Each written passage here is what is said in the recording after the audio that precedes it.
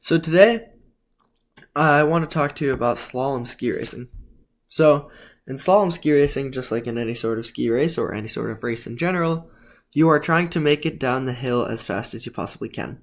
So skiers go between a bunch of blue gates and a bunch of red gates. And they try to make it down the hill as fast as they possibly can. So pretend these are our gates here, right? So skiers want to navigate around these gates in a sort of S shape, similar to this. Just down and around every gate. And they want to make it as fast as they can. So in slalom, skiers have these poles on their hands. You can see what I'm highlighting right there. Those are called pole guards. So those are, you can see that this pole right here, that's the blue gate, right? That's what they want to be hitting. That's an example of what that is. So they have these things on their poles so that they can punch these gates. Now the reason why they do that is because if they punch those gates, that means they have a really tight line, and that means they're going faster. And they are making good use of every single little inch on the course. And in a sport that is decided by mere milliseconds, it is crucial that you go as absolutely fast as possible. So that's why they have these things on their poles right here. So in slalom, the distance between these blue and red gates is very small. It's about 9 to 11 meters, which sounds like a lot of room, but it's really not. They're really quick turns. In fact, the average World Cup slalom turn lasts less than half a second. They are very fast, quick turns.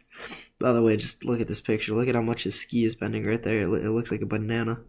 It's really cool what these guys can do. So I want to show you another example of a really high class skier. You may have heard of her. This is Michaela Schifrin. Michaela Schifrin is the new Lindsey Vonn. She is insanely good, and she's only 24 years old. So here you can just see more technique-wise what she's doing here. You can see that her lower body is facing this way, and her upper body is just straight up. So she has this angulation in her body. She really makes a banana here, and her shoulders are fairly level throughout. Maybe there's a bit of bend, but when you look at it, they're close to parallel to the ground. And that's what you want to be. This is the position that you want to be in order to maximize your speed. So why you might be asking is because when you have this angle in your body, if your body was to just go straight out like that, you would fall. You would have no support.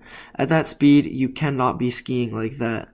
You would have absolutely no support. You would tip, and you would just hit your hip on the ground, and you would fall. So the reason why you have this angle come into play is because when your upper body is like this, you have more weight over this outside leg. And the reason why you want weight outside on the outside leg, especially in slalom, is because that's what you're engaging all your power in, is in this leg.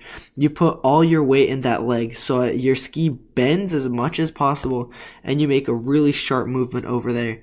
So technique wise, this is really what you want to be looking like. You just want to look pretty much like a banana.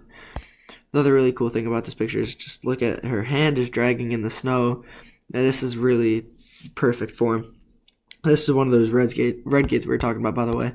As we were talking about, they go from red to blue to red to blue to red to blue.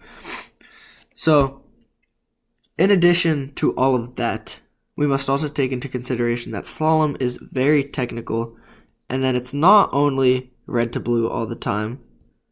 So there are things called hairpins and flushes and delays. Here's another picture. This is Marcel Hirscher again. He's a very strong guy. You can see again the guards on the poles to protect the hands. There's Michaela Schifrin again. These are just really cool technique pictures. They're just really cool to look at. So in another video, we'll get into the combinations that are important for slalom skiing. And for now, thank you very much for watching my video, and I hope you learned something.